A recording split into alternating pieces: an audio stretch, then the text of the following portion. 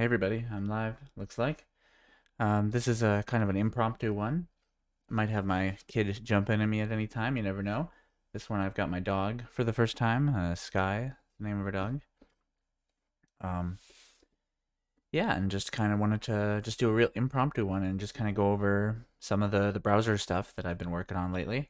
I think I titled, what did I name the title of this one? It's about my personal website, my project, my browser, my desktop environment in the browser, so to speak. That's what I've been calling it, but I'm always looking for better words, better search terms. But yeah, I just wanted to kind of just jump in. I mean, I say jump in, it's 10:30 my time already, so I took my time to jump in. Typically, back last year, I was doing these around 9 o'clock, but now I've just kind of been all over the place with them. But I wanted to kind of get everybody up to date because I've actually still been able to do a lot of coding on the project and had a lot of fun with it, and just kind of wanted to show everybody. I'm a little rusty on streaming though, trying different everything, different like I say, the dog, I need to shave, so many things going on in my life. But let's just jump right into, what are we jumping into? Let's jump into the commits here and just take a look at the repo. Oh, I've also forgot to share a picture of myself, so I just disappear. We don't want that. You can just hear my disembodied voice. Let me come back here. Actually, no, I have to go away to come back, if you know what I mean. I need to go to this window so that I can add my picture back. See, this is, I changed all my setup. There I am again. Hey, I'm back. But I hadn't even configured this. Let's put me right here. That looks comfortable. I'll just sit right there. Boom. There, I'm sitting down now. Okay, so back to what we were talking about here. Here's my project. The Datal OS was the name of it. For anybody who hasn't seen it, it's doing pretty good in GitHub stars, 4.2 thousand, which is reasonable. It's on this website right here. This isn't the most up-to-date one, but it's pretty up-to-date. DustinBrett.com. I mean, I say pretty up-to-date. It's only a day or two old always, but I don't have it automated because sometimes I slip in some bugs. So I like to kind of commit and then wait a little bit and see what I've broken. And I typically do break some stuff. So there's been a few days if you went to the website, maybe depending on what version you got, certain things might not have worked as expected. But for the most part, I'm trying to fix bugs instead of adding them. And that's where you see here that I've got 1,500 commits. So I'm definitely sticking with it. And what are some of the things I wanted to discuss today anyways? Well, I've set up an HTML minifier, and I wanted to show you that it's still valid HTML, and it's extremely small HTML. There's so many more videos I want to do because there's so many topics like WebSockets, web workers, optimizing code, minifying code, web APIs, you know, just stuff like that. I spend so much time thinking about just for fun, just to be like, poking and prodding the browser, or just what can be done, what I can transmit to someone else with just them typing in dustinbrett.com and having something on their phone or whatever get thrown at them. How much ability do I have to kind of interact with that barrier? And that's kind of also why I've also titled this the Forever Project. I think that's what I titled this video, but just kind of as a point that I plan to keep just going with this, you know, like even some of the things I'm thinking about for building on my website, like I'm using this concept of progressive enhancement where I kind of detect what's possible. So let's say if someone's using the Canary browsers, the latest browsers, let's say, that maybe or maybe they even have some cool feature flags turned on that aren't even on the latest browsers don't work. Maybe I want to support that depending on what it is, and I could build that into my browser build that into my app, sorry, that it could detect that, and for those people it could enable it. I'm already doing that with a few things like off-screen canvas. That's a progressive enhancement, and that if for some reason you don't support off-screen canvas, which a lot of things don't, then it will load with the normal canvas style. But if you do it, it'll work the better way. And I've actually made some improvements to that today that I'll discuss. I mean, not today that I did it, but I'll discuss it today. Or was it today? It might have even been today that I did it. I fixed some of the resizing around the canvas. Before it kind of looked a little jonky if you flip the landscape view or that kind of thing. What are we powered by today? Powered by Monster Ultra Watermelon. I've drank most of it already. It's delicious though. I wish it were a little colder still, but c'est la vie. All right, let's get into some of these code changes. I'm trying to think how we should go. I did a video, the last video I did where I kind of went over a lot of the changes was, I think, January 29th. So it's been a while. This is kind of like my February, March update because I've been lazy-ish.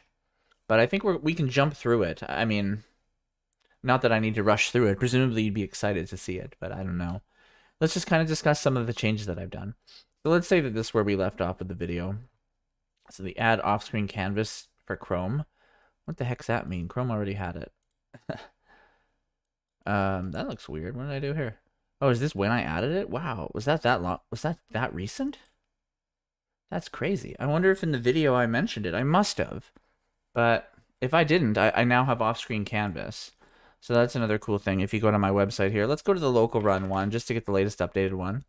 This is the local one. It looks pretty much the same for the most part. One difference you'll see if you see the wallpaper, you see how it resizes properly now to the point where you can see that little thing peeking through the sides here.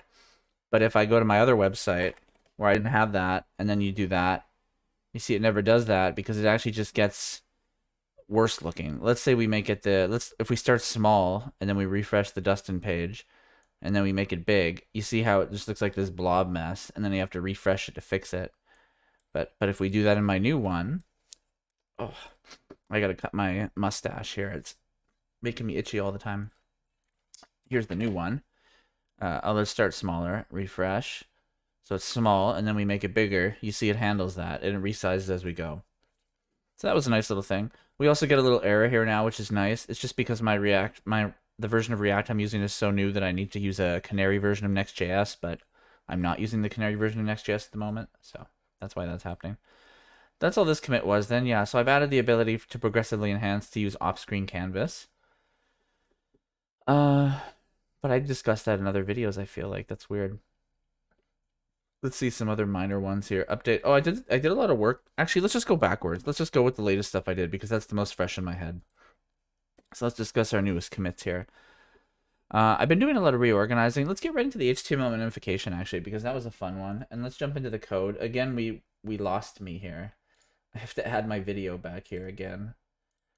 Presumably you still hear my voice. I hope that's the case. But, oh, come on, video. I picked the right one. There I am again. This time, let's put me right here in the middle. That's useful. No, let's put me over here for now. Don't put Dustin in the corner. Okay, I'm in the corner anyways.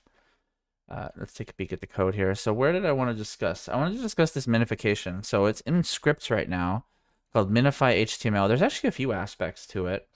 Let me get this out of the way and this. But this HTML minifier, which is part of this HTML minifier terser, if we go take a peek at that, oops, actually let's just randomly click stuff. I'm just joking there. So we open up HTML minify terser, and it's actually pretty interesting. This terser is just like the latest fork, I believe. There was another one called HTML minifier and I saw the post on it was extremely hardcore. I think it was based on this one possibly, depending on who the character is here. It's got a history to it anyways, but the minification is kind of insane, and the stuff it does is like, I did not know HTML worked that way. So it's kind of cool. And as an example, let's take a peek at this generated code. Actually, this is running on dev. So instead what we're going to do, I've built it into kind of, I wouldn't say it's like a pipeline, but I've got it so that I do yarn build, and it'll build it. This is another issue too, is Next.js right now, for me it's broken. If I do a build, then I can't do dev again until I delete the .next folder. Maybe that's because I'm doing all these jank steps after the fact. I don't know, but I feel like I wasn't doing those before, so who knows. So anyways, we do a build, and because this is the latest one, actually the build is getting pretty optimal. I think I'm trying to remember what the build side was. I think it was like almost 300 kilobytes. And now it's like 280 or something. I mean, it's a small jump. But there were actually some big pieces. One thing that was useful... Oh, this build's taking forever. Let's discuss some other piece then right now while the build is going on. One of the other pieces was this bundle analyzer from Next.js. That's been kind of cool. I've used it in the past, but I keep like using these bundle analyzers and then not using them. But every time I use them, they help. So I don't know why I'm always hesitant to kind of get into it, just because it's a lot of work. Oh, on that note, it's actually building right now. Let's take a peek at it. Let me just... Oh, I can't drag it on here. I wonder if I can open this in incognito. Yep, cool. So that was actually the bundle analyzer that gets created, and this basically shows me all the different JS files that get created and what parts are there. And one way that I was doing it to figure out what was like helpful for optimizing the load times is if we go back to the code here that gets generated. So there's the build 286. That's quite a bit smaller than before. And then I also do this yarn deploy. The deploy is the step where it does a Next.js export, and then it also does these minification steps that I built through that minify script that we'll get into. But let's just see what the output looks like too. So this is the output HTML, and if you look, it's pretty weird looking, but I think I've pretty much cut it up almost as much as possible, honestly. Like even these comments are absolutely necessary for styled components, I figured out. So let's just get into some of the things I've removed. What I'm gonna do is I'm gonna go to the browser. I'm gonna put it in an HTML beautifier just to make it look somewhat legible. It's not gonna be perfect. There, let's call that more legible. Ignore these ads. Put it back in here. It's going to detect HTML. So now we can see it a little bit better. So basically, it actually indented this, but that's an interesting little mistake that it made. Because if you see, there actually is no HTML close tag here. There's no body close tag. There's no body at all. All there is this doc type, the HTML tag, just the open tag, some metas. There's no head, the script, and then the style. This again, yeah, I mean, this is also minified. This has to be like this where on these lines. Again, this is a styled component requirement just because of the way it seems to work. But this would all be minified. So let's just say the styling's absolutely necessary, all of it. I've kind of gone through it and made sure, yes, all this is the styles of things that appear ready to start, basically. If it doesn't appear at the start, I tried to offload it to other bundles. So then that got put here. And then if we look at the div, this is the main div for my app. So Next.js puts this container, and then I'm using semantic HTML to do a main element. That's essentially the desktop. This is a special input that I have for the file context that allows me to do some like pop-up stuff without having to, without the user really having to press anything in theory. In some ways, they still have to do some kind of initiation, but I'm able to kind of take it from there, and this input element helps. So that's necessary. So some of the things I removed, some of the things you don't even see in here that I've actually removed from my minifier script, we'll get into those in a second.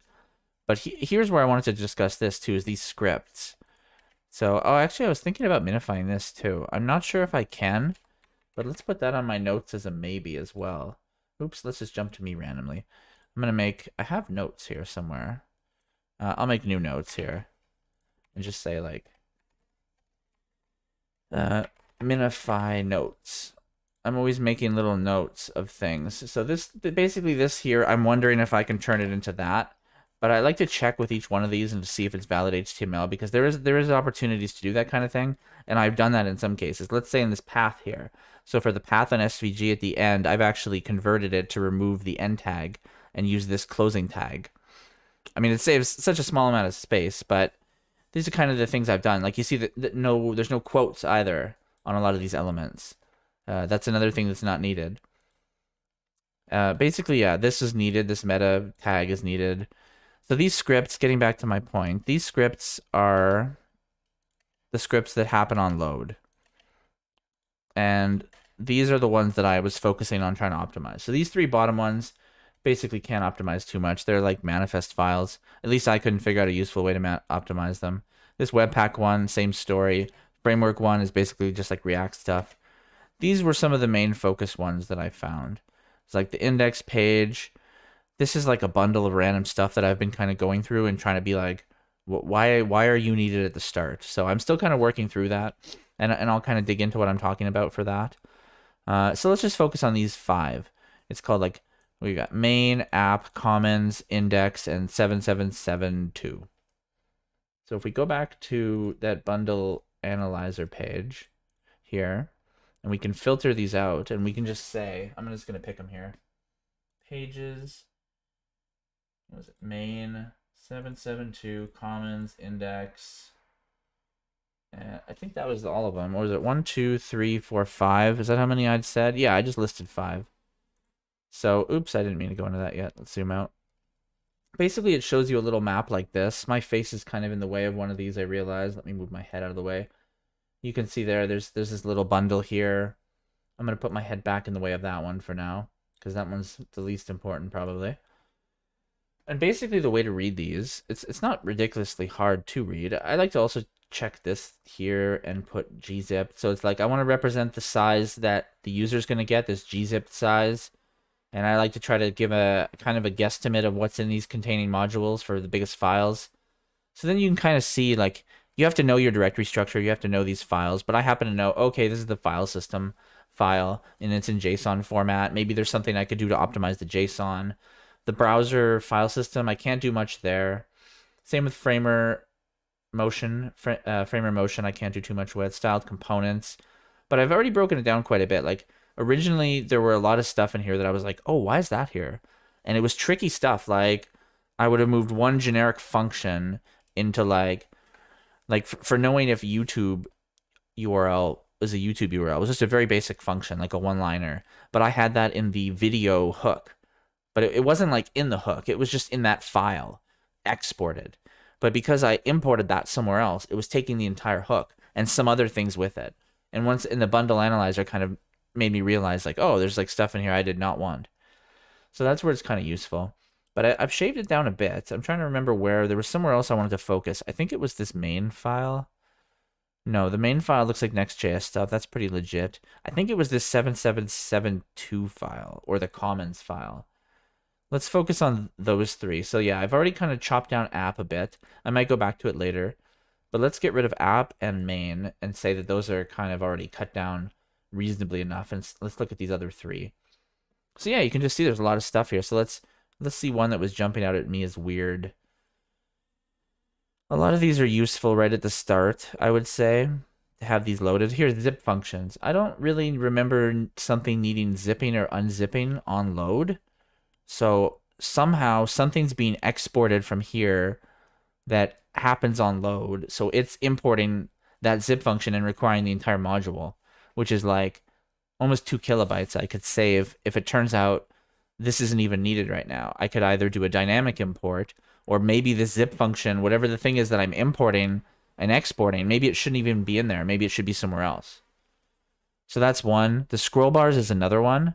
I've got like a custom scroll bar, but when you first load the page, there isn't really any opportunity for a scroll bar. So that's where I'm trying to get out of the bundle these things that don't really happen when you load the page, because that just makes the page faster to load, basically. And then these will load dynamically down the road.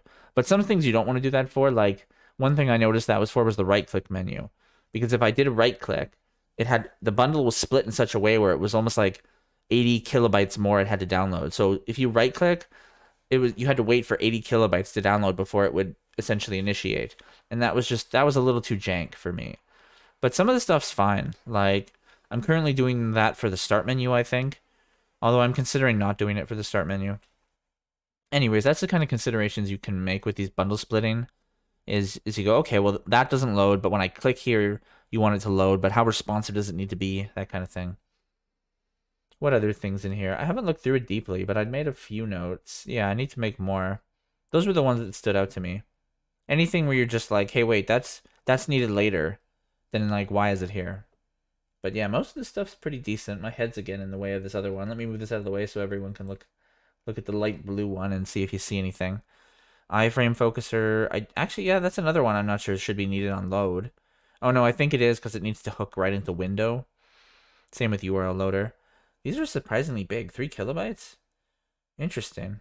19 modules that come with that thing. These can be interesting to dig into.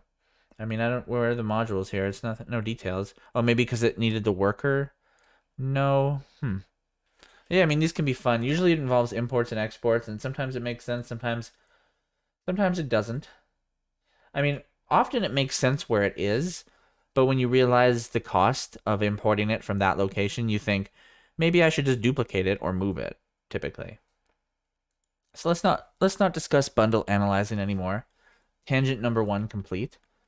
So that's the bundle analyzer. That's a cool thing. And then back to this mini HTML. I wanted to get into this. There's a web validator that we can do where I can kind of look at my HTML and I can prove to you that it's valid. Let's do that. W3c Validator. Although this doesn't prove much, but well, it actually does. This is a decent validator. Pretty legit, these dudes. So let's take my HTML. It's these 27 lines. Paste them in here and press check. And there we go. Document check complete. No errors shown. But if you look at the actual file here, there isn't even, you'd be surprised. You're like, well, where's the close tag for HTML? Where's the body? Where's the head? Turns out you don't need any of that stuff to have a valid HTML file. So if you don't mind running it through one of these minification tools, you can just like chop up, I don't even know how much I removed, a good chunk. On that note too, I mean, I think I've kind of, I don't know if this is a humble brag or not, but I've done this a few times before. Again, this is an older version of the site, but if I do a Lighthouse report on desktop for them, it usually does pretty good. Let's see how it does today. Come on, go, go, go, go. There we go, all hundreds. So that's just my website, dustinbrett.com. You can do that on your computer too and run it Lighthouse on desktop and see how it goes. But it's been doing well. Like if you look at these numbers, they're pretty ridiculous. Like there's literally no cumulative layout shift. And that's due to styled components and the server-side rendering, I believe.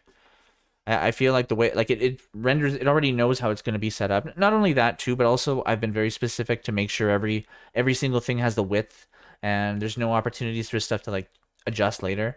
So that's a useful one. Just all of these are numbers that I've been trying to focus on. But I have a decently quick computer because you can make this slower. And I also haven't been able to get those numbers on mobile. If I switch to mobile, it's something else.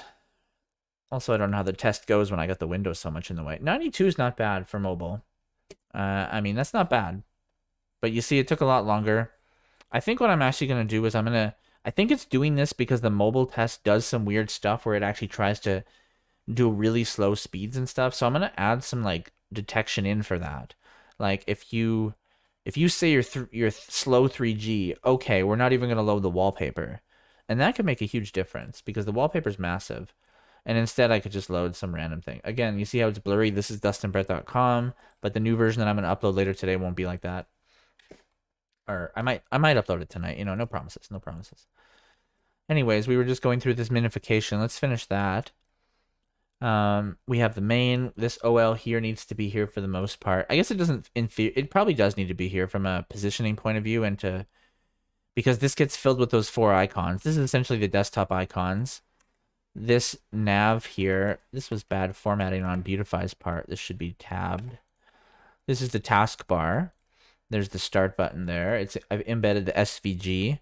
I've kept the SVG extremely minimal. No height, no width. I've ran it through an optimizer. I had to keep these decimal points for it to work properly with this path, but it'd be cool if I could get rid of those, but I don't know what numbers have to adjust. I ran this through a few optimizers. There's like SVGO is one optimizer, so I've ran it through some. So that's the button, the start button. This is where the task entries go in the taskbar. That was the desktop. That was the Next.js container. These were those scripts that we've just discussed. This is some kind of Next.js thing that's absolutely necessary, or else it gives me a ton of errors for some reason. Oops. How dare you autocomplete. And then, yeah, we need a title. Well, we don't need a title, but it helps. The meta description also doesn't hurt. This is important to be here for several sizing issues. This char set, the lang, this doc type. And then this finally here is the next data. And I've also managed to chop this down quite a bit. It added a bunch of random stuff that I had no desire for. So I basically just removed it all and made this very minimal one. If I got rid of props or page, it gets mad. But props can be empty. Page is just the root. And for build ID, I've actually replaced the build ID with the get head hash, which is actually what I wanted anyways. But it's nice that I was able to do it inline here rather than before where I was using get static props, which was like, I don't know.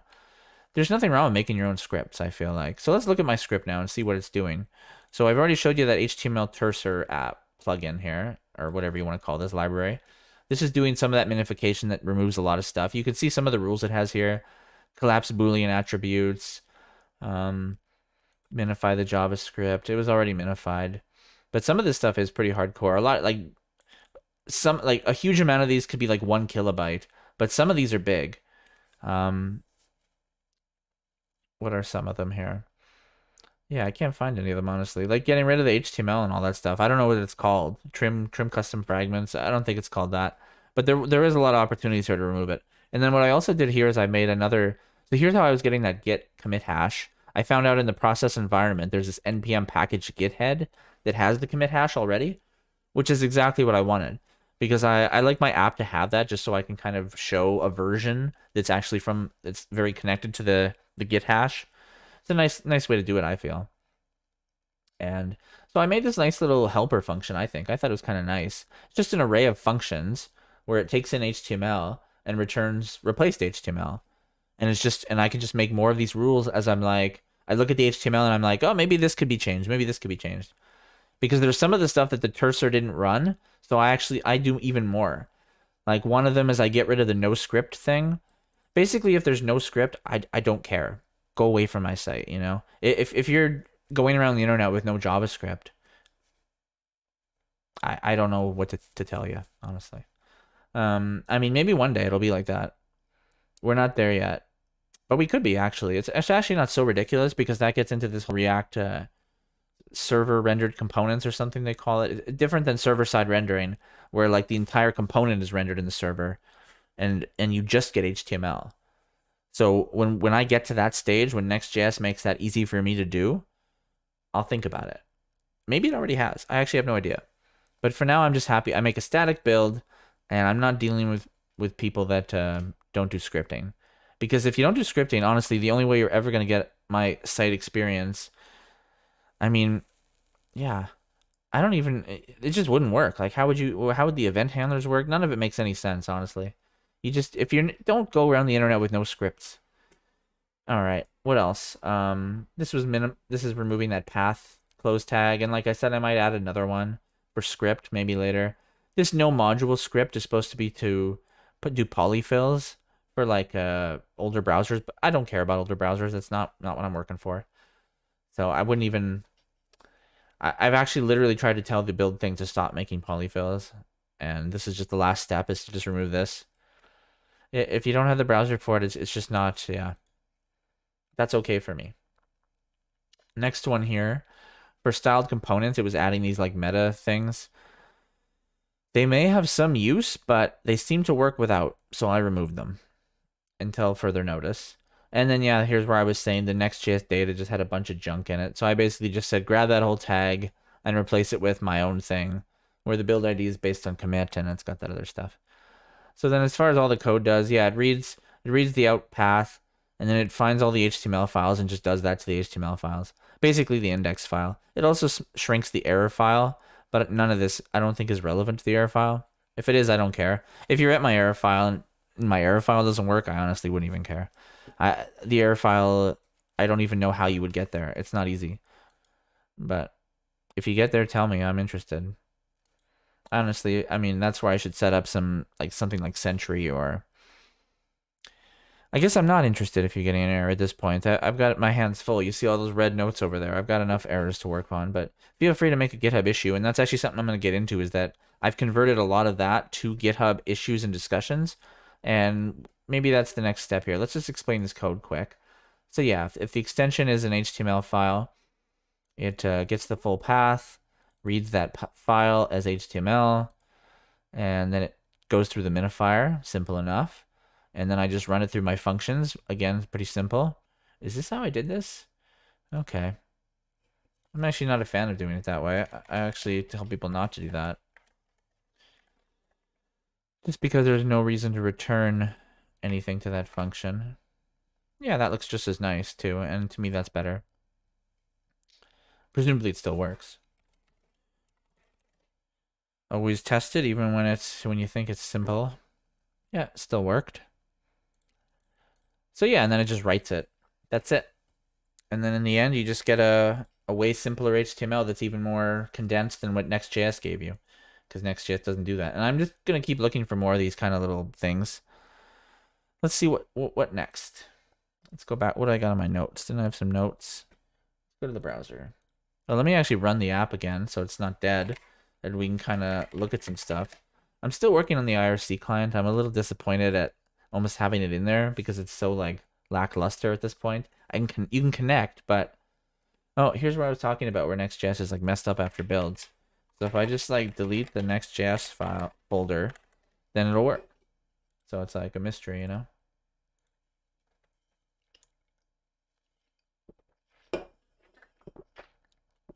Oh, that's delicious. All right. Let's try to remember. Accessibility. I've done some work on accessibility. Not a huge amount, but I've added ARIA labels. I believe they are somewhere here. Ah, here it is. As I just randomly discuss things. Yeah, I basically made this little label function. And then in some places where I was using title, I now do title and ARIA label. And because ARIA label, apparently from an accessibility point of view, is actually better than title. But I like title for the tooltips. So I'm attempting to get the best of both worlds. I've read through the spec, and there seems to be a precedent. So although the title can mess up some screen readers, if that's what's read, that's not what I'm using all the time. And it's not always that title and ARIA label are the same. So I've actually, if you go through these, some of them I didn't use label, and some of them I actually just adjusted. A lot of them I use label, it looks like, but a lot of them, they really were the same thing. Here's one. It had some title, I don't know what it was, but the ARIA label was different, so I called it name. I think clock was another one. Yeah, here's another one. Clock for ARIA label, but the title is the date. So when you hover, you see the date. But if you were a screen reader, it'd be like, hey, this is the clock, you know? So that was my attempt to keep working on accessibility, and that's a constant thing I'm going to keep working on. Let's get into the issue thing I wanted to show. So if you look at the issues here for data list now, I've written quite a few issues, and I've given them all labels. And if you look at closed ones, I've actually fixed quite a few recently. I fixed the jest testing by making it more simple. I fixed the zip issue, thanks also from some help from 101 arrows, which is the... Oh, sorry. You get a bit of gas when you carbonate. This is the guy who made fflate, which is the library I use that I was having an issue with. He actually just came on and like, hey, I can help. But coincidentally, I was already working on it that exact day, so it's kind of weird. I removed the search bar from the mapped drives. Man, I did so many things. Okay, and then in discussions, yeah, there's a bunch of things in here, so feel free to throw some discussions in there. Also in the comments, by the way, for YouTube right now. I forgot to mention that at the start. Let's see what else we did here. A few other little tweaks, just things you wouldn't think about, like navigator.clipboard. When I switched into HTTP mode instead of HTTPS, that actually gave an error. And it should never happen, but if for some reason you can get into the site without HTTPS, I wouldn't want there to be an error. But navigator clipboard, I believe, only works under a secure context. So that was the trickiness there. Little thing to look out for. Another little thing with JSX, you can write JSX, these like fragments. You can actually just write this as an array. And I was doing it that way, but I've decided to not be clever about it and instead just do it this way. That's how the example does it for the most part. And I just don't want to be tricky and someone else see this and be like, what's this? You know, I want them to know. So for IndexedDB, I've done some other adjustments. It wasn't working in Firefox. I fixed that by Firefox private mode. It wasn't working. And I fixed that. And now it's in, yeah, at first I was doing this thing where you do open, and if it fails, then you know it's in private mode. Because it's weird. Firefox has IndexedDB, but in private mode, the IndexedDB basically doesn't functionally work. But one thing I've observed, at least with Firefox version 98, is that IndexedDB.databases function is non-existent when you're in private mode. So that's just my indicator right now. Actually, on that note, I didn't test if it's just like that in Firefox. I don't think it is. Let me just try it here now. I make something in Firefox and then... Oh, darn it. So maybe that's actually just Firefox doesn't have the database function now that I think about it. Yeah. So I probably still need this. It's unfortunate that I need this. I think what I'll have to do when I bring this back is change this, because this was annoying. When you open IndexedDB, it actually creates a blank database. I would rather create one of the two databases that I actually use, because I actually have a few databases already. If you go to IndexedDB here, you see I have BrowserFS and KeyValStore. So I might just do a test on opening BrowserFS. And that'll create it, and I think that's okay. And if not, I can maybe use the other one, and who knows. But I have to make a note that this was... Oh, where did that go? This was wrong. So don't do simpler. Simpler in that it broke. Simpler is not always better, I guess. I'll make a note for that in my own time. I don't want to distract people. I'll just dump something in the clipboard here. Okay, so that one sucked. Don't worry about that. See, that's why I'm saying why I don't release it right away. Is like I now that I think about it, it's like I just busted it in Firefox basically. So you never know. Got some messages here to acknowledge. Fubar42. Hey Dustin, great to see you on. Yeah, nice. Thank you, Fubar. Yeah, it's good to be back. I took a couple weeks break, I guess. Another one here from Shadow OP. Hey Dustin, make Figma 2.0. Can you make? Yeah, I guess in theory anyone could make it, I suppose. I don't have any aspirations to. Figma does need some work. It's got some performance issues I've noticed when I've been using it. But that being said, yeah, it's not on my horizon, honestly. I've just been so into this forever project, as I posted it in the title. Maybe one day, I guess the whole idea is to just keep building this. So maybe one day I can make it a better platform, and maybe Figma will be able to be ported to my app, I mean, if Figma is just a WebAssembly app, it's not just a WebAssembly app, though. That's part of the issue. But if it was some kind of portable WebAssembly app, it maybe in theory could run on my site. So that'd be cool. Maybe one day.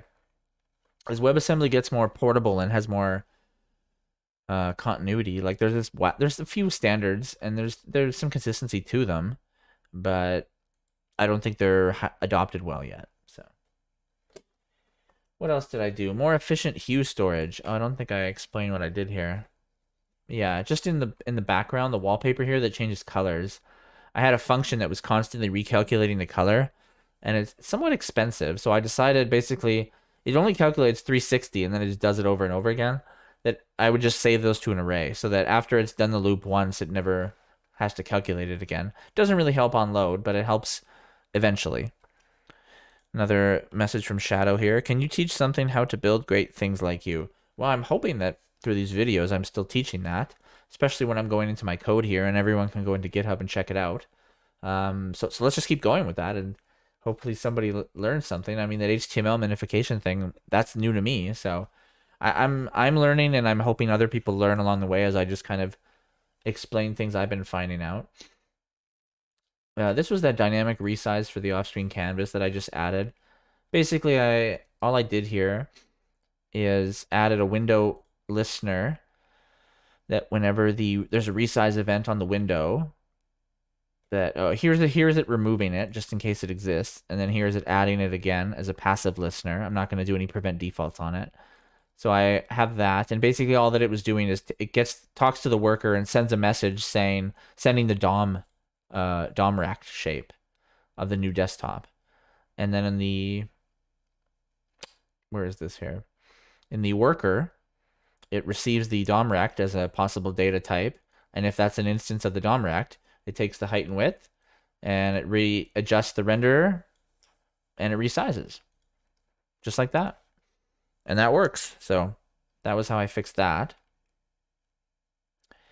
And I've also moved workers to modules now. So now you see that this worker is called worker.ts. It's a TypeScript file with import modules. I mean, this is just an import type in this case. But is this one importing anything? Yeah, this imports something, I believe. Where? Actually, this is just doing import scripts. This was a cool one, import scripts ... libs. I was happy that worked.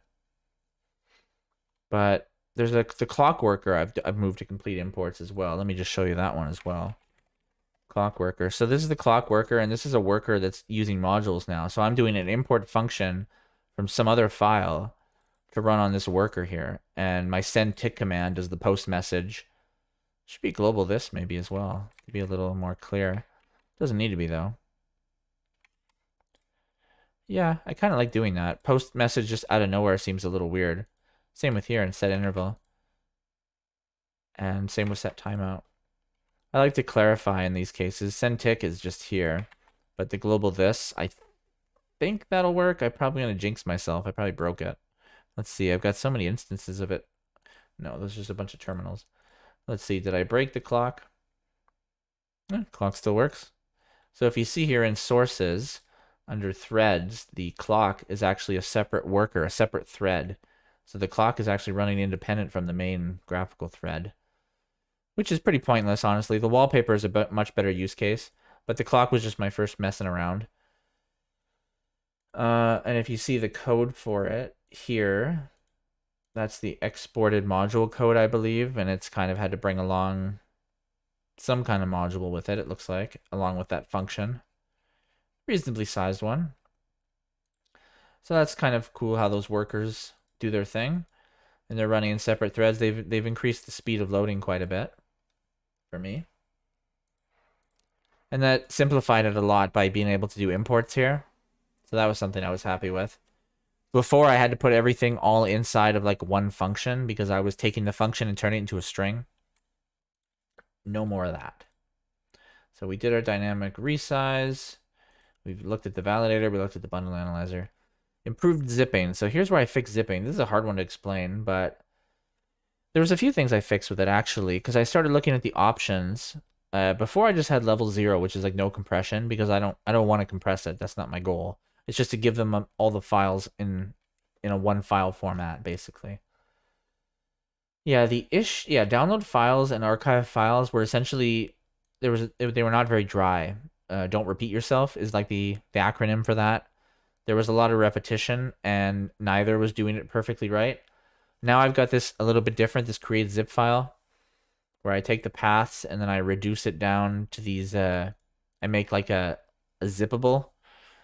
The issue was that I was running into was that when I made a zip file, the key name, I was doing like a nested path, like A/B/C to do a folder in folder. But that was no longer the format. Maybe it never was the format. I don't know.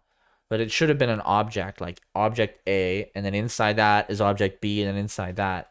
So I had to kind of rework it to do more nesting. And that's what I ended up doing with this create zip file function, which is here. And that was this basically just simplified it here. And I think add entry to zippable was the other piece of the puzzle. Yeah, here. This was actually a cool one where I used a reduce write, which I thought was cool. I mean, it wasn't originally from me, but it worked perfectly, this reduce write, to be able to kind of dig into making an object. Actually, it's the other way. So it's like first you made the value, you make the bottom depth, and then you kind of make the other depth and put that in it, and then you make the other depth and put that in it, and then eventually you have the final object. And then I just made a bunch of those like nested objects, and then I essentially, I believe, merged them all together. Is that what I was doing? Yeah, that's what this add entry to zippable. I had this kind of loop. This is a recursive function where it would keep adding into itself, where it would take the key of the key of the key, and it worked anyways. I'm not sure if it's the cleanest way to do it, but that fixed zips, which also means you can now run the zips that you make in the OS. You could run them in JS-DOS. That wasn't working for a bit. And it was because of the folder structure. That was the issue. Yeah, I moved around a lot of imports and exports to make the bundles more efficient. I've already explained that. Switch to module workers. Yeah, that was actually not too hard to do, I believe. One trick that I had to do is that the module workers, to import them properly, you have to go new worker, new URL, the path, like you import path, and then the second part here, you do import meta URL. That was the other tricky part. And then you can also name the worker, so I name my workers. And this has to essentially be here. It has to be in one spot. Like you can't, this piece can't be dynamic as far as I can tell. It has to be statically written that way. So I think Webpack, when it's looking through the code, it just can't be dynamic. It has to see, oh, okay, I know what he wanted. I'm going to glue these pieces together. But if you have some kind of dynamic function where you're just passing a URL, it doesn't make the leap as far as I could tell. Otherwise, not much had to change. I was able to share the wallpaper configuration again, which was nice. Before that was kind of duplicated because of the way the modules worked. Same with the clock, I was able to duplicate less.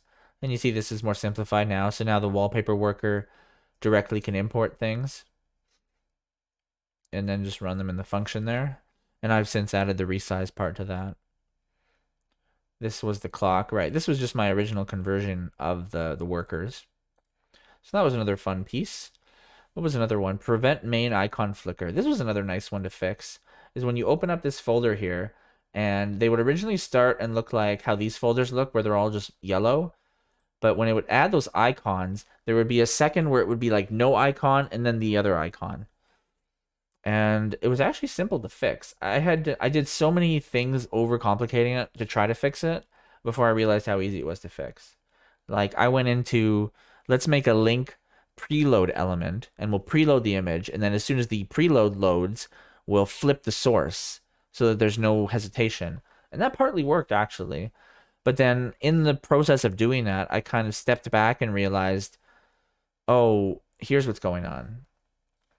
And that's all you need to know. Let's go on. No, I'm just kidding. Let's explain what the issue was.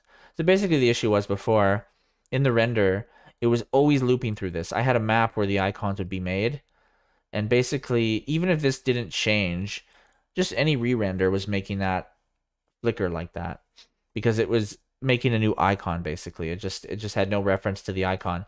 So all I had to do, and this simplified it anyways. I don't know why I had it this way. See, before I had it like icon and then the sub icons. So you know the icon's always going to be there. So I took basically, I kind of a little bit do not repeat myself, and I have two icon objects. But at the same time, it was actually way better. Because if you see here, I had all this conditional logic to be like, if it's the first icon, do this. Instead, I was just like, okay, take out the icon, put an icon here, and do all that stuff on the first icon. And then just focus this on how sub-icons should work. And that obviously was a better solution. But before that, I was trying to figure out how, even if this icon's constantly being remade, how could I somehow avoid that flash? And I got close, but this completely removed the issue by doing it this way. So that was kind of cool. What else? Forgot to adjust these props. Who cares what they were even, honestly? I've switched some of my target stuff around. This gets into too where I'm talking about how I was fixing the tests.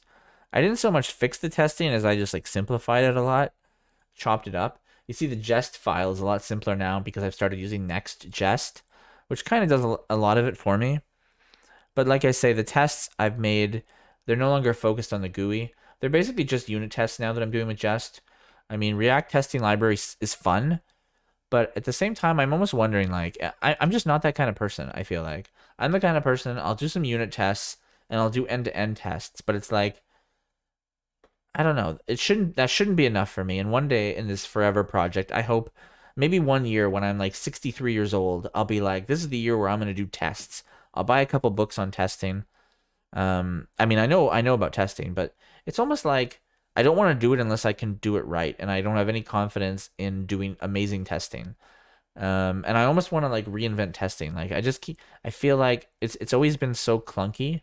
There's probably a correct way to do it, but uh, it's a bad rant here, but basically what I'm saying is that I'm waiting to do testing until I feel confident that the testing that I write down is almost like explaining it perfectly for me. For me, the end-to-end test is a great way, honestly. Like to me, if you can explain someone, it goes to the site and these things happen and these visually occur, presumably, that's good enough, honestly, a lot of the time. But you just have to be really clear with those tests. And the unit tests are a lot nicer, though, too. Like, you can catch stuff. In these unit tests, when I was doing how to format a file name, I actually caught a lot of things. As I started being like, okay, I'll do a few weird edge cases, it was like, oh, okay, that actually does act not as I expected. But it wasn't obvious. And then the function, in the end, didn't have to become too complicated, so... What other things did I do with Next.js? I added a bunch of little tweaks. I've started using SWC Minify for the dev builds. This is actually recent. What I did here is I started looking at the production flag, and I've found that SWC Minify is not smaller for production builds. So I only use it in dev, because in dev it's faster and I don't care. But otherwise, I actually don't want to use this right now. And what are some other things I had to add? I needed React Root for React 18. I don't care about post CSS at all because I'm using styled components. So I tried to just remove as much of that as possible. Disable post CSS preset environment. I've also removed the optimized fonts because I don't want any code involved with that because I'm doing my own font stuff.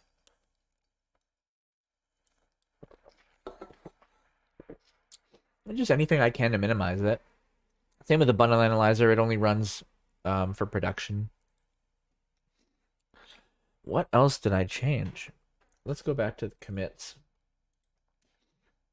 We got more async await. Yeah, I'm always trying to add more async await and get rid of promises because it always makes the code smaller. I mean, just if you look here, you can see there's quite a difference. And this one is smaller difference. There's the minification. I've also removed all these.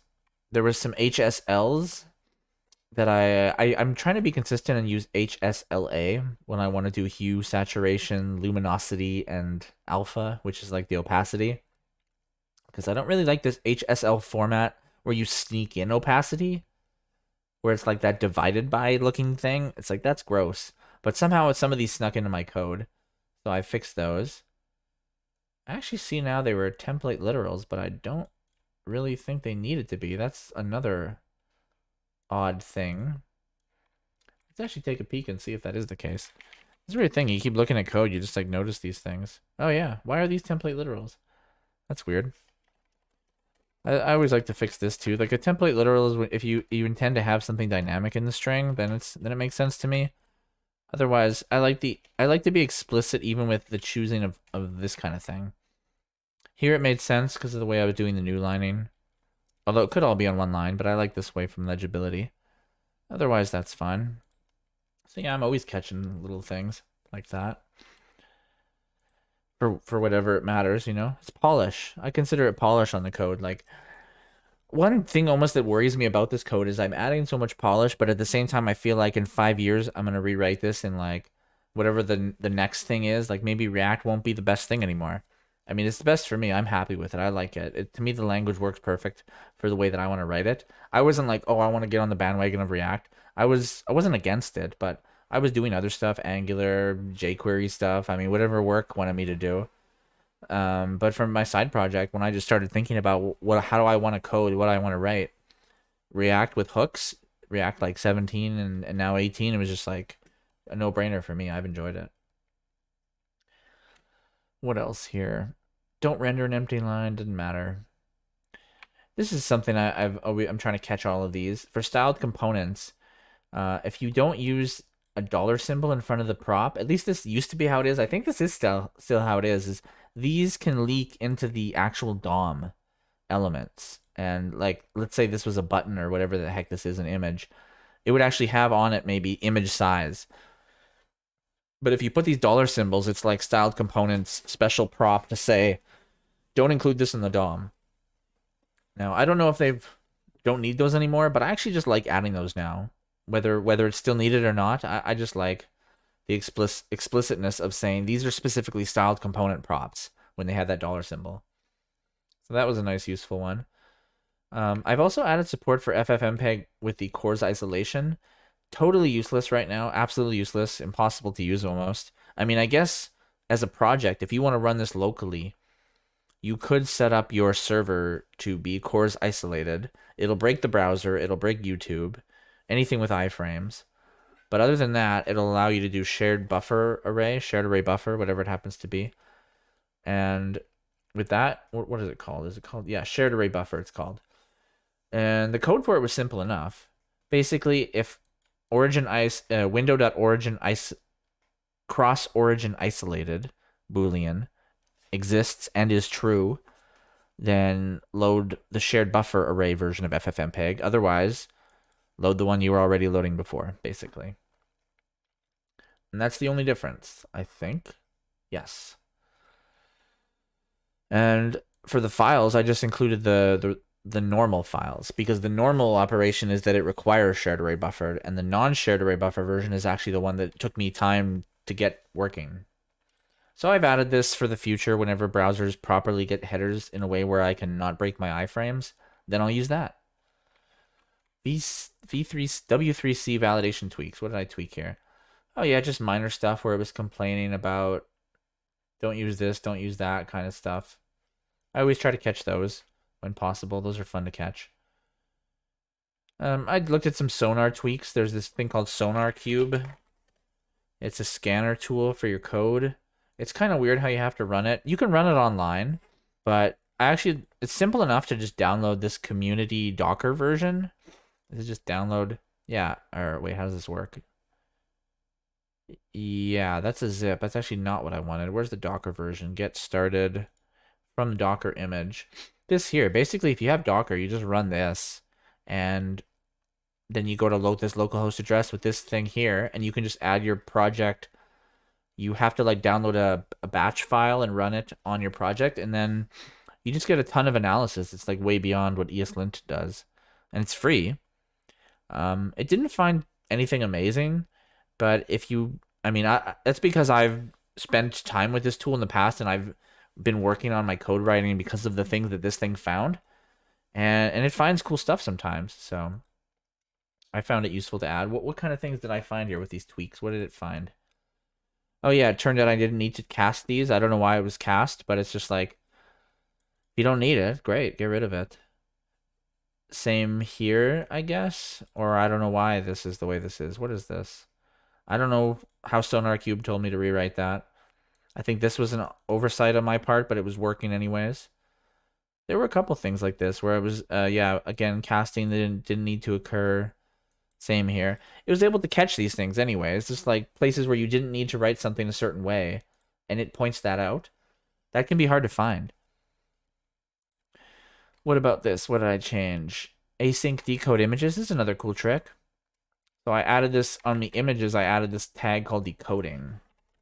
So if you look at HTML image tag in MDN, there's actually a flag called decoding. Provides an image decoding hint to the browser. And you can do, the default is auto, and I don't know what that picks. Maybe it picks asynchronous, I'm not sure. But you can specify asynchronous, and it reduces the delay in presenting other content. Why wouldn't you want that? Rarely would you not want that. So I feel like it was explicitly set. I've set it as async. Couldn't hurt. What other one? In the terminal here, when you list a directory, I've added the ability to request permissions. I took the request permissions out and put it somewhere more generic, I think, as a promise. And this is in the file manager when you open. You request permission, and then... Wait, was this what I had before? Okay, yeah. There was some logic in the function that was doing a getter, or was doing set permission on the file manager, but I've generalized the function and moved this piece of it that's related to the file manager I've left there, but the request permission now returns a promise. Yeah, it's a little more simplified now to request permission for whatever the handle happens to be. And now when I'm in the terminal, where's the terminal version of it? Did I not have to add it to the terminal? Maybe I did this in 2 steps. No, but it says I added in the terminal there. Oh, maybe it's just here? Oh yeah, this is it. Oh, it's so simple I didn't even notice it. That's it right there, yeah. Just await request permissions, basically. That was one thing. Remove no console logs. Yeah, that's part of what I added to Next.js for more optimizations, is they have this piece here. Remove console logs, remove React properties. Again, I'm doing this when it's production. Why not? Stabilize content shifting when scroll bar appears. Yeah, this is another one where I added some cool randomness. Scroll bar gutter. That's a CSS setting that I didn't know about. The scroll bar gutter property allows authors to reserve space for the scroll bar. I've decided that that's more ideal for my windows here. So there's essentially this space here all the time. So if I move even 1 pixel more, there was no more space. And as you can see here, if we put it back and then I do this, see there, the scroll bar's there without any jumping around. Because the issue was happening was, let's give this a longer name. Yeah, like that. Oh, did it not accept that? Is this running? I might not even be running this. No, I am running this. Why did that name not get accepted? Huh. Is renaming broken? That'd be interesting. Oh, something else is going on. Interesting. Maybe this had to do with me like stopping and starting the app 10 times in a row. Let's just try to reset this. Close the tab as it's kind of foobarred itself a little bit. There we go. Ah, and that did rename in the end. Back to my demo here. Oh, this did rename as well. So the issue before, let's say, how can we test this? If we move this over here, and we put this, well, now I can't even make it happen probably, but let me try. Yeah, you see when you click this, the scroll bar would appear, And then because there was no gutter, if the scroll bar appeared, it would like push the other item down, and then that would move the other item down. But then when you click off of this and the scroll bar would go away, the grid wouldn't like shift back. It would stay in that like wrong state essentially. So by having this gutter, it just kind of doesn't allow that shift to ever occur, which I've decided to accept as ideal. What else? I'm using the SWC compiler, but as I said, I no longer use that in production. Don't depend on catching an error. What does that mean? Yes. I think I'm going back and forth on this, though. Yeah, this is in regards to being able to drag a directory onto my website and copy a whole directory. I'm making progress there. It was working for the first directory you drag and not the second, but now it's not working for either. So I'm making regress instead of progress. So I need to make progress and not regress. But I'm not there yet. Here's where I even mention it. Allow dragging on folders, but still buggy. Yeah. It got more buggy here. What is some lazy loading I added? Right, for the loading for the app container. Yes. Yes, an app container loads immediately in the import, but I didn't need this part because I never loaded the app container by opening an app, but I needed the app container to be part of the main app. I don't know why though. Oh, for the rendering of the processes? I'm not even sure there. Let's find another example. For rename, that's a good one. So for rename before, I was importing it at the start, but when you load the page, you're not going to be in rename mode right away. So you don't need a styled input box. You don't need the event listeners that go along with the typing and how it calculates the size of the box to keep rendering it. There's actually like a couple kilobytes of code that just didn't need to happen and this fixes that basically.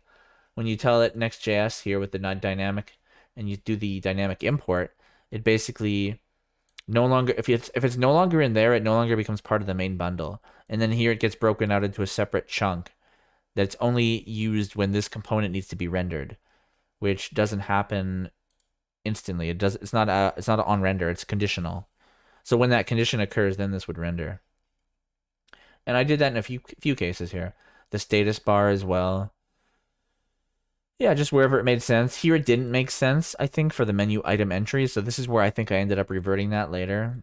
Somewhere here I probably mentioned that. Adjust what's dynamic. Yeah, I think that's when I noticed that some of them were slow. Styled selection was another one where like when you click and then you make that box appear that like to select stuff. And if it was dynamic, there was just a little bit of jank, a little hesitation that I didn't want. Same with the menu item entry. Right clicking shouldn't be any hesitation. So that's where you got to be careful what you make dynamic, because if it's going to do another network request, it's probably not going to be instant. Like under 5 milliseconds is like almost impossible unless it's in the bundle already loaded basically. Maybe not. I made that number up, so who knows. Let's keep looking here. What else we got? Prepare drag and drop to handle directories. Yeah. So I've got that working basically a little bit, but not enough to be proud of it. Search, I think search was already working, but I've got search, by the way. So that's kind of cool. So let's say you want to say, oh, search for Paris or whatever. Yeah, so there's when I was on my trip to Paris. And you can read about it. Or I could say, oh, there's the Eiffel Tower. Did I name it Tower? Tower Bridge? No, this is Tower. Whoa, why didn't that load? Interesting. Well, I don't know if that's a bug or if that picture is just legit missing.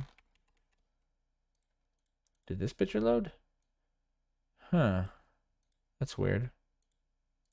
Are none of the pictures loading, or is that just like oh, right, because I renamed the picture folder. Well, that's a real OS for you, but luckily I can nuke the whole thing. And now, when I search for the Paris, that's there. And now if I click this, yeah, now it loads that because it's actually in the right folder. So that just shows you there is a little bit of realness to what's going on there. What was the other thing? Tower Bridge. Oops, I didn't click it there. Tower Bridge. Nice. And you see my search is extremely fast. That's because it's client-side search. So basically, this is another one of those dynamic loading things where when you type the first like letter, it's going to have to load a bunch of stuff. It loads the search logic. It loads the index. And, I mean, this is running on localhost. Let me try to run this on my website, and we'll see if it's... I mean, I have a fast internet, but if I type I mean, I don't know. That was fast. Let's Yeah, you see, it didn't actually... Interesting. I wonder if because it didn't load it at first, the results don't come at all? No. What if I clear the cache? Clear the cache here. And then P. Yeah, I mean, there's like a 1 or 2 second delay.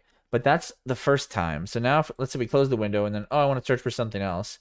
P. Boom. It's like instant. A-R-I-S. And even that one that was slow, it's only slow on the first letter.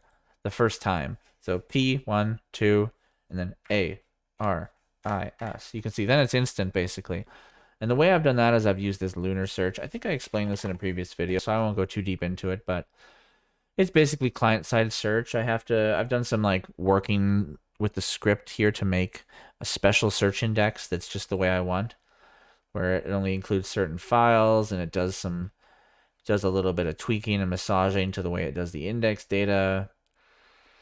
It's cool. You can just customize it all the way you want, and then it goes into the output here, into this search lunar JSON file, and I don't know how that file works, but somehow this is able to figure out my search, so whatever. It works, so that's cool. What is another thing that I did? Did so many little rando things. Oops, go back to our localhost one. That's got more cool stuff. Allow deferring Vanta till load is complete. What did I do to make that occur? I don't even recall that. Oh, I don't think I'm using this anymore. I question that. Maybe I am. Perhaps. Did I keep that? I don't even know. Did I keep that? Let's see. Sounds like a bad idea. Okay, yeah, I did keep that, I guess. All right, so yeah, I added this defer. I think that was something, right. Where this is where I dynamically load scripts. And if workers aren't supported, it uses this code to load Three.js right at the start with Vanta. And if you don't do defer, it was just getting caught by one of like the web speed scanners, but I think in general it probably would have never made a difference. Anyways, it's a nice improvement. So I'm always trying to scan my site and scan my code with all the different tools and just like find stuff, you know, like the performance scanners and stuff as well. Stylint works now for scanning because now that I've moved to SWC instead of Babel with Next.js, now I don't have to worry about that Stylint bug where the Babel file was like breaking Stylint scanning for some reason, which is a known issue, I believe, from them. I'll show you that IRC client, what I've made. It still needs a lot of work, but it can actually connect to IRC, legitimate IRC. So that part's cool. There we go. We're connected to IRC without any server from me. This is just direct to public access server that you can access if you have one of these clients. And I could join a channel. Let's say I want to join chat. I'm in chat channel. I don't know any of the other commands yet. So I need to make tabs. I need to have a channel list of who's on the channel. I need to have a place to send messages other than just talking to the server. Still some work to be done. Terminal, I'm always adding cool stuff to. I don't think I've added anything lately, though, to be honest. Yeah, not lately. And, oh, I feel like I've discussed so many things. Did I have anything else on my list? Not really, honestly. Those were the main things. So, how long have I been talking for? An hour and 8 minutes? Feels like a good talk. I hope everybody's enjoyed checking out my app and some of the cool things it does. If you want to check out more, go to dustinbrett.com or the Dataless GitHub project to see it and play around with it. If you like this video, please throw me a like.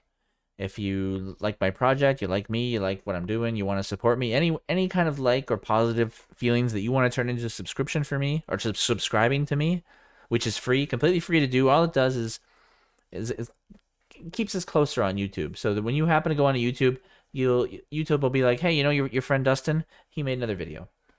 And hey, maybe friends, it's too early to say friends, but acquaintance, helper of JavaScript, whatever you want to call me, I'm in. But thanks for subscribing, thanks for liking, thanks for checking out my video, thanks for checking out my project. Please leave comments in the comment section. I'll respond, and that's it. So thanks for checking out another one of my live videos, and see you guys in the next one. Goodbye.